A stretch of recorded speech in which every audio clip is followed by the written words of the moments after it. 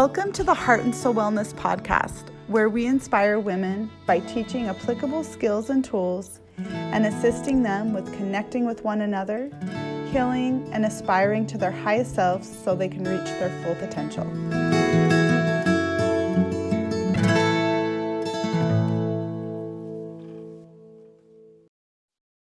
It's an honor to be with you. Thank you so much for joining us. I'm really excited about this topic today. So today what we're talking about is the art of taking ownership for our lives and the power of choice. So I love this topic because we have the choice to really step into our lives and really be creators and victors over our story, or we have the opportunity to stay in a victim place. And this is like, when this happens, we aren't able to take ownership because we see that life is just happening to us. There's no sense of control. It's just a lot of powerlessness and helplessness. So I'm going to start off by quoting Joe Dispenza. And I absolutely love Joe Dispenza. If you don't know Joe Dispenza, I'm going to include some of his videos in our show notes. And we'll also include some of the quotes that I referred to in this podcast.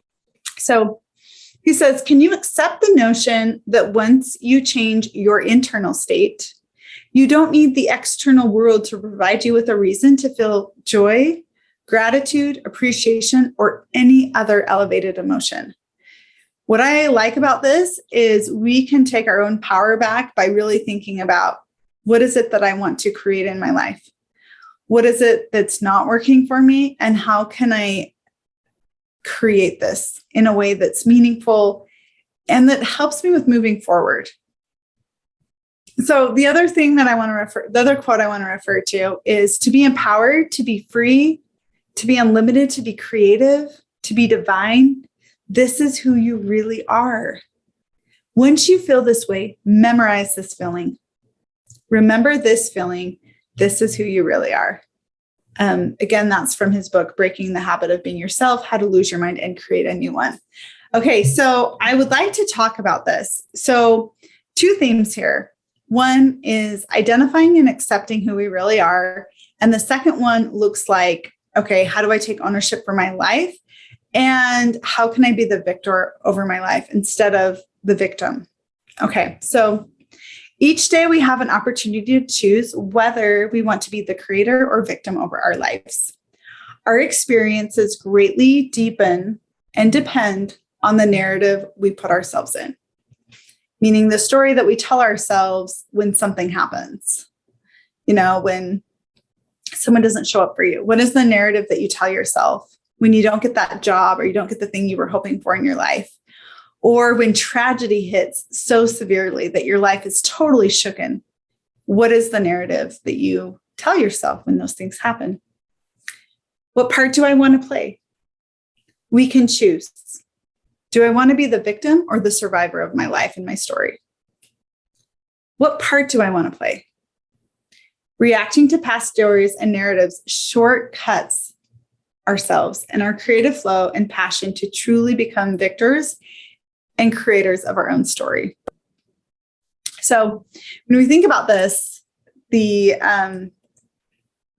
as therapists, or at least in my practice, I talk a lot about polyvagal theory, and I talk a lot about the autonomic nervous system and how we respond to threats and trauma.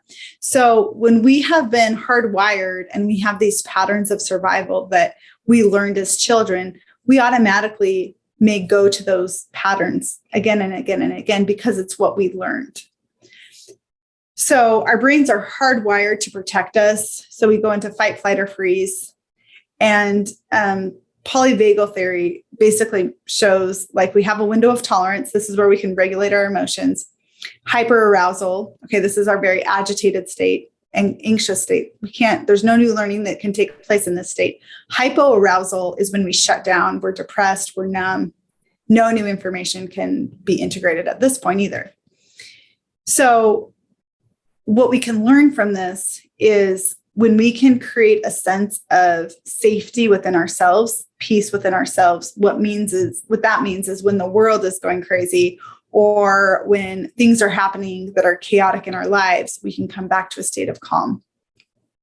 And so this is what I think, how I interpret what Joe Dispenza is saying, is that we actually can have a lot more control and manageability over our lives than we realize and give ourselves credit for.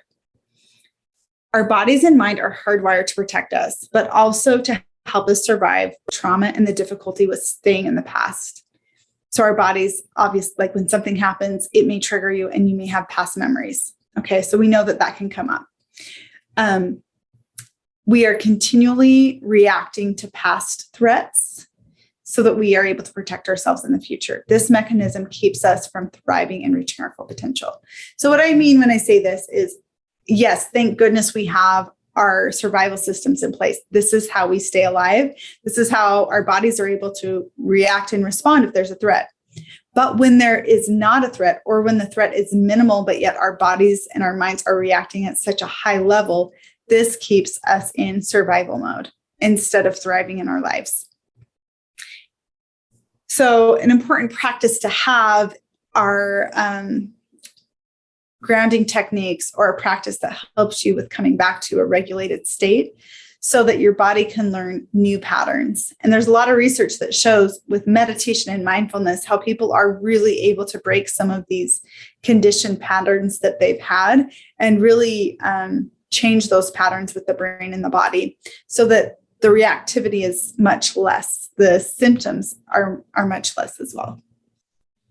Setting small and simple goals each day keeps us focused on our goals and the focus of our lives. Without direction, our vision and our future picture statement, where we're wanting to go, is like trying to reach a destination that you have never been to before without a map or a GPS.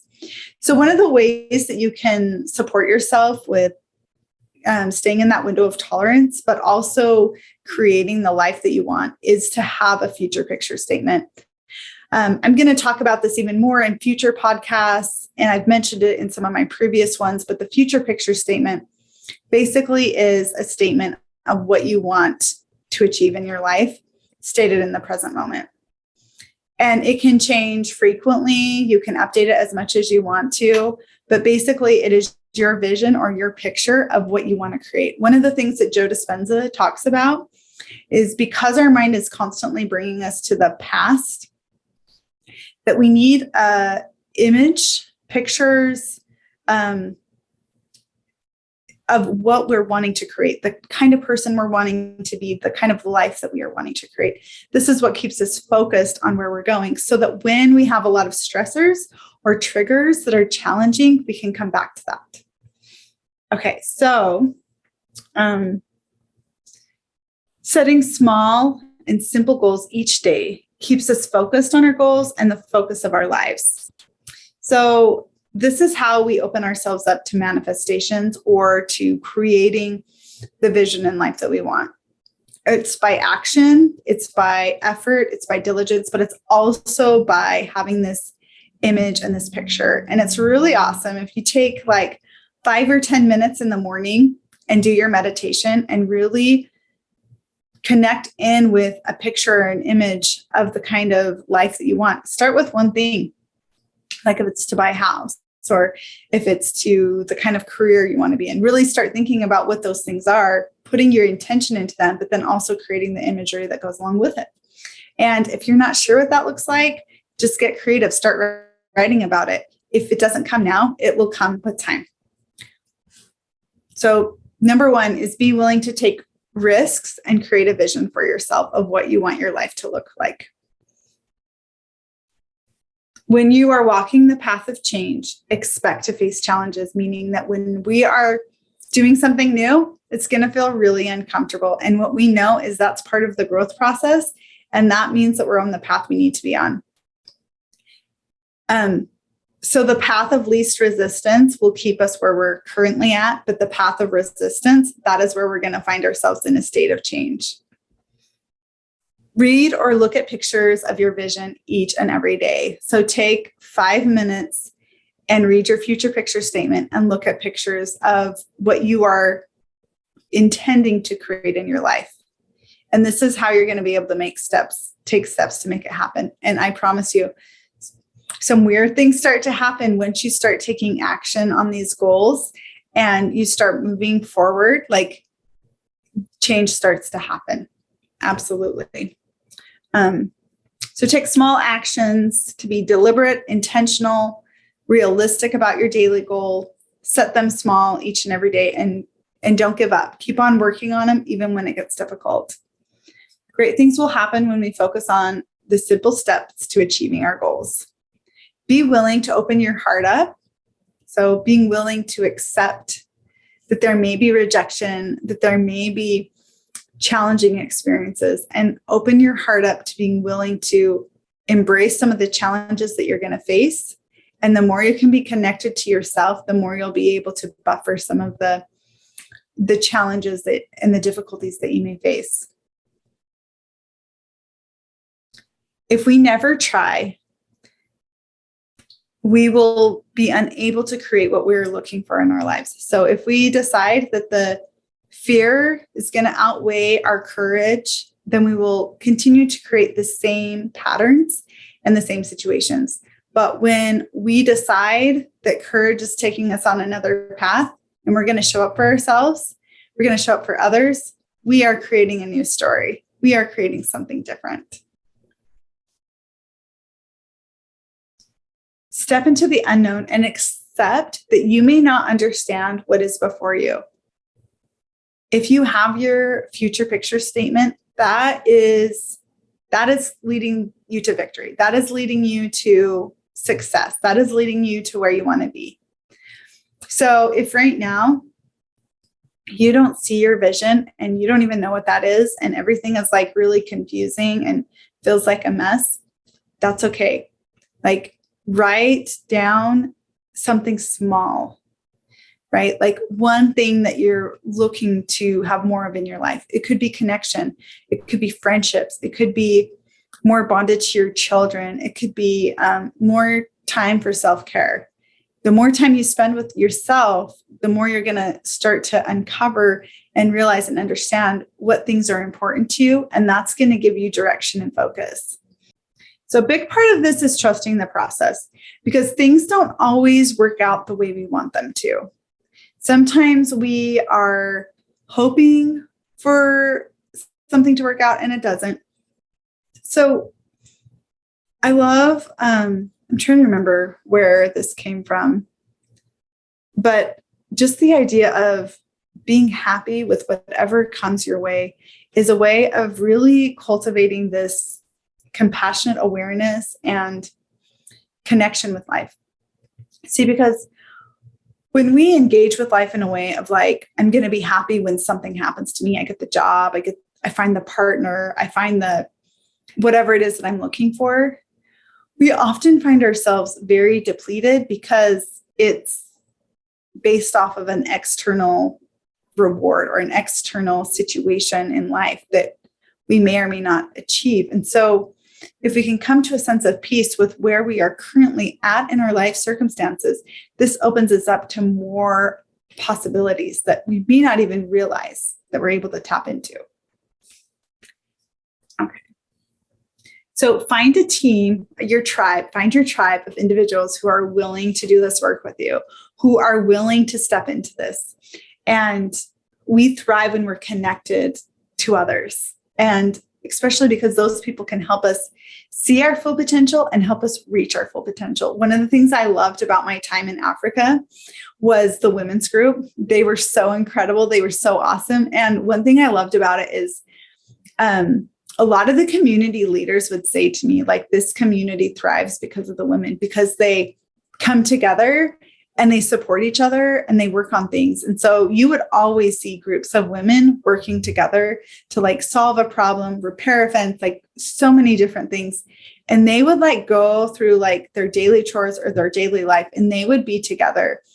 And so we have to remember that as women, we need to band together. We need to create connections, groups, tribes that can help us with moving forward, because on our bad day, we're going to have that friend or that mentor that's going to call us and is going to say, keep on going. You've got this.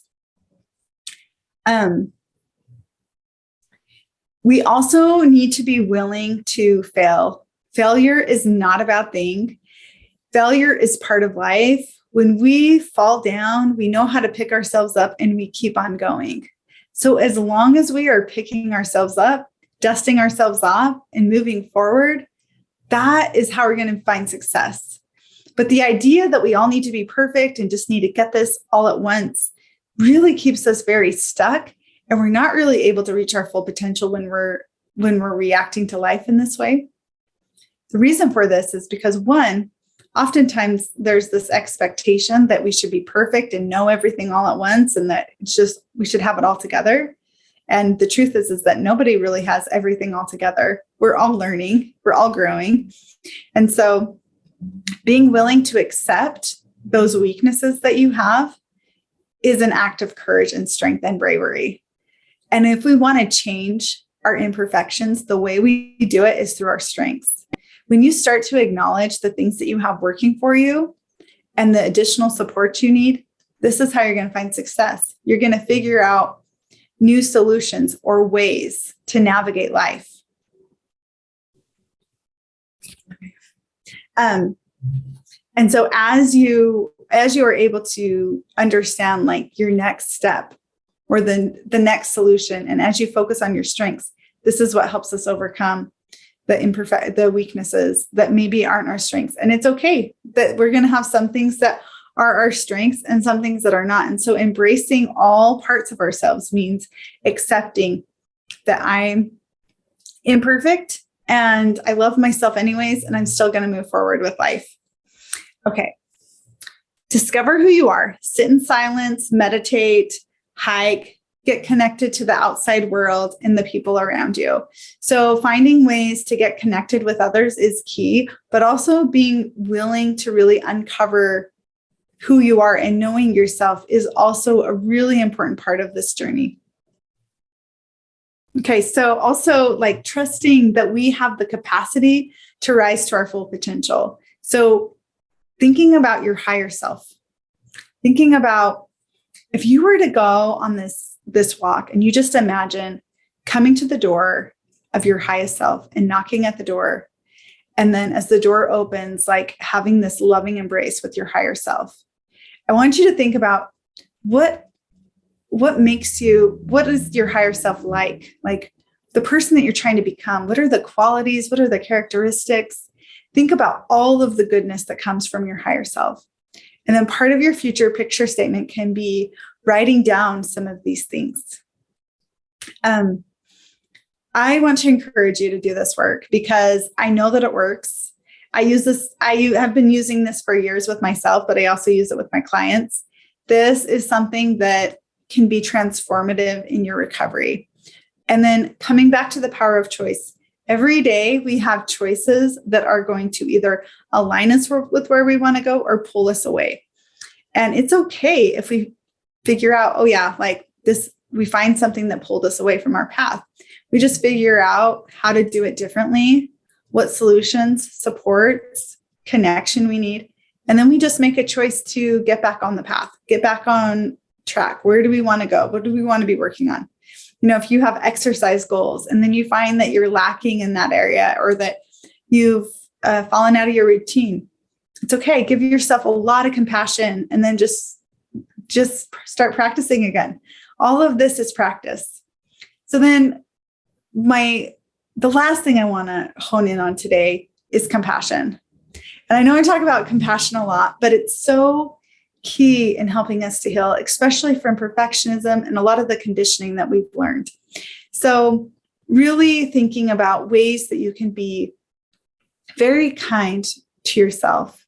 You know, if you're having a bad day, something happens, really thinking about the way you would talk to your friend or one of your children and provide yourself with the same compassion that you would give others. Remember always that you can rise to wherever you want to be. The possibilities are limitless. I hope you have a fantastic week. It's been an honor to be with you, and I'm really looking forward to seeing you again next week. Thank you for listening to the Heart and Soul Wellness Podcast with your host, Sarah Carter. Make sure to like and subscribe, and if you have any thoughts about what we talked about today, leave a comment. Also, you can find us at heartandsoulwellness.org and on Facebook and Instagram. Join us again as we continue to help women heal, connect, and aspire to their true and authentic selves.